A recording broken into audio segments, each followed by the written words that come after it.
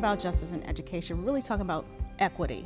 And there's a difference between being equal and being equitable.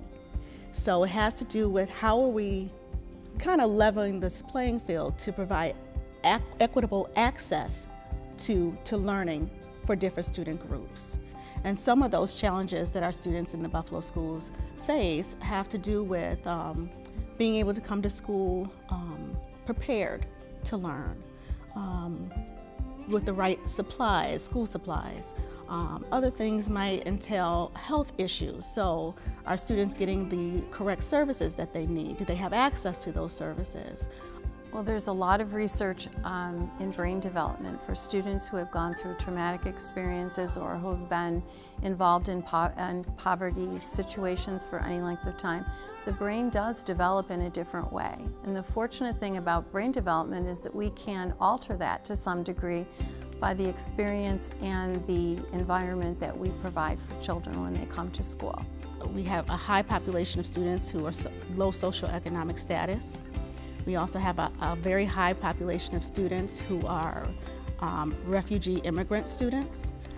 We have probably over 50 nationalities, countries represented throughout the Buffalo Public Schools. Some schools servicing students that come from 30 different countries and speak multiple languages.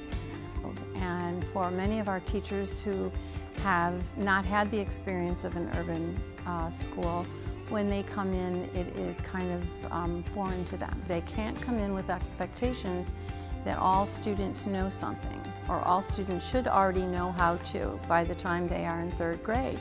Not necessarily. And because of the diversity here, you need to do your homework. You need to work hard and get to know the child, know where they are developmentally and educationally, and then move forward from there. That's the way students will be successful. So their teachers coming in have to really be prepared to be more than just teachers. A lot of times they have to realize that they are educators, and by that meaning they might serve as a social worker, they may serve as parents, they may serve as someone who's making referrals.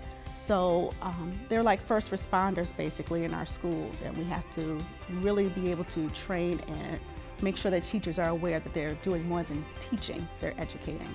This is an additional challenge, I guess, or an additional thing that teachers teaching in an urban center really need to think about and prepare for.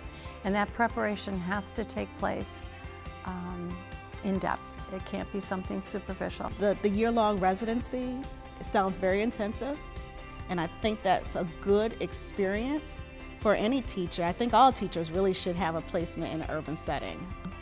And also will definitely immerse them in what is it like to be a teacher for 181 school days. Not just 6 weeks and now I get to go somewhere else and now I'm kind of relieved of those duties or obligations.